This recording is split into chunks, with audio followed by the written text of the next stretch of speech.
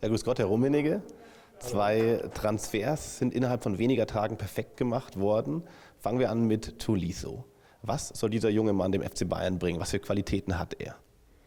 Ja, er ist seit einiger Zeit von unserer Scouting-Abteilung beobachtet worden und er ist ein Spieler, der im Mittelfeld spielt, speziell auf der 6 und der 8, aber auch auf der 10 theoretisch spielen kann. Und das ist ein Spieler, der dem Trainer auch sehr gefallen hat. Und wie gesagt, wir haben ihn sehr ausführlich scouten lassen und das ist ein Spieler, der uns von Anfang an sehr gut gefallen hat und interessiert hat. Und wir sind glücklich jetzt, dass dieser Transfer zustande gekommen ist. Er wird einen 5-Jahres-Vertrag unterschreiben und dementsprechend hier im nächsten Jahr im Kader eine wichtige Rolle spielen. Vielleicht können Sie noch im Detail die Qualitäten von ihm herausstellen. Für viele Fans ein Name, den man noch nicht so kennt. Ja, ich würde ihn ein bisschen so ähnlich einstufen wie damals Javi Martinez, als er zu uns gekommen ist. Das war ja auch ein Spieler, der nicht so wahnsinnig bekannt war, aber doch uns sehr gut dann, als er 2012 zum Club kam, zu Gesicht gestanden hat, großen Beitrag geleistet hat, dass wir in den letzten 5 Jahren noch so viel Erfolg hatten. Und ich glaube, Tolisso ist ein ähnlicher Spieler, relativ schneller Spieler, technisch guter Spieler, auch torgefährlicher Spieler, dem letzten Jahr immerhin 14 Tore insgesamt geschossen, viele Assists dazu noch gemacht. Also ich glaube, es ist ein Spieler, auf den sich der FC Bayern freuen darf. Dazu dann Serge Gnabry, auch das ist fix mittlerweile. Was können sich die Bayern-Fans von ihm erhoffen? Ihn kennt man ja schon ein bisschen mehr. Erstmal finde ich, dass er eine gute Entwicklung dieses Jahr in Bremen genommen hat. Er kam ja von FC Arsenal im letzten Jahr zu Bremen und ich finde, er hat eine gute Saison gespielt. Er hat viele Tore erzielt, er hat viele Assists gemacht, gut gespielt und dementsprechend, glaube ich, ist es ein Spieler, der uns auch gut zu Gesicht stehen wird. Er ist ein junger deutscher Nationalspieler und das ist ja auch etwas, was wir als Anspruch haben, dass wir ein Stück jetzt peu à peu auch, sag ich mal, in der Richtung unsere Mannschaft etwas verjüngen, den Kader etwas verjüngen und ich bin überzeugt, dass er auch ein interessanter Spieler für Bayern München wird. Also das ist definitiv auffällig, 4 Transfers und alle 4 junge Spieler, 3 davon junge Deutsche, also das ist schon Teil einer Strategie. Ja, ich meine, wir haben immer Interesse an deutschen jungen Nationalspielern und mit Süle, mit Rudi, mit Gnabry kriegen wir jetzt 3, denke ich, sehr interessante junge deutsche Nationalspieler dazu und dazu eben mit Tolisso auch noch einen jungen Spieler, der ja auch gerade Nationalspieler in Frankreich geworden ist, immerhin Vize-Europameister im letzten Jahr geworden. Also ich glaube, wir kriegen eine gute Qualität in den Kader mit diesen 4 Spielern und dazu noch eben ein Stück auch Verjüngung.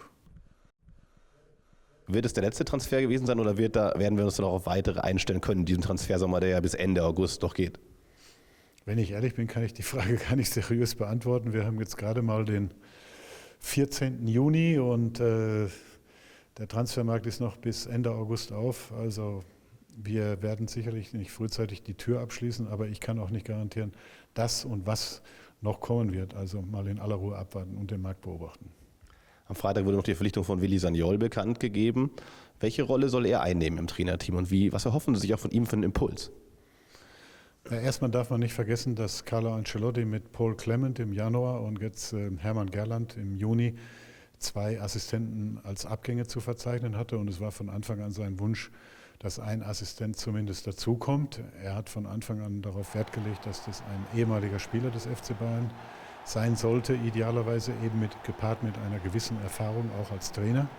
Das ist im Falle von Willi der Fall. Er hat lange Jahre bei uns gespielt, große Erfolge gehabt, wenn ich nur an 2001 Champions League, Deutsche Meisterschaft und auch Weltpokal erinnern darf. Und er hat in den letzten Jahren ja auch als Trainer eben gewisse Erfahrungen sammeln können. Er war 2 Jahre Cheftrainer in Bordeaux. Er hat vorher diverse U19 oder U23-Mannschaften in Frankreich gecoacht und das ist, glaube ich, auch eine gute Ergänzung zu Carlo und Carlo ist sehr glücklich, dass es uns beiden gelungen ist. Die 2 hatten ja auch schon Kontakt in Vancouver miteinander, wo sie sich ausführlich ausgetauscht haben. Ich glaube, das wird ein gutes Paar im nächsten Jahr. Und ein weiterer Champions-League-Sieger von 2001 zurück im Verein. Das stimmt, das ist außerdem etwas Angenehmes. Wir haben mit Giovanni Elber, wir haben mit Vicente Lizarazu, Hassan Salihamidzic 3 Botschafter vor nicht allzu langer Zeit in den Club zurückgeholt und mit Willi haben wir jetzt praktisch den 4., der zurückkommt.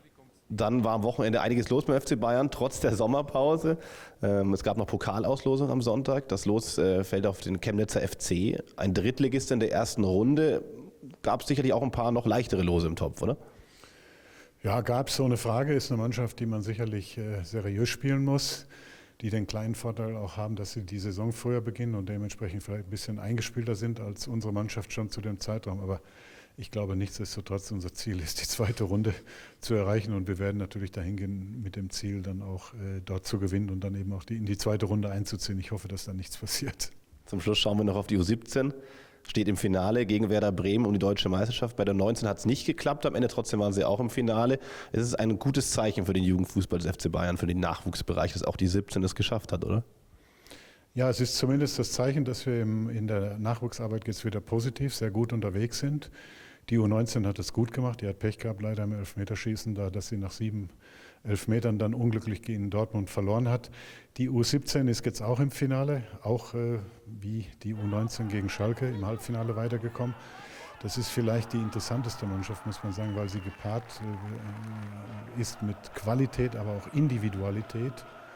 Und ich glaube, das ist eine Mannschaft, die uns auch in der Zukunft oder einige Spieler aus dieser Mannschaft in der Zukunft uns noch viel Freude bereiten werden. Und ich wünsche ihr viel Glück am Sonntag. Das wird kein einfaches Spiel gegen Bremen, die immerhin 3-0 in Dortmund gewonnen haben gegen die U17. Aber ich glaube trotzdem, dass wir gute Voraussetzungen haben, nach langer Zeit dann auch mal wieder einen Titel in der Bundesliga im Nachwuchsbereich nach Hause zu fahren. Herr Rummenigge, vielen Dank und danke sehr. Alles gut.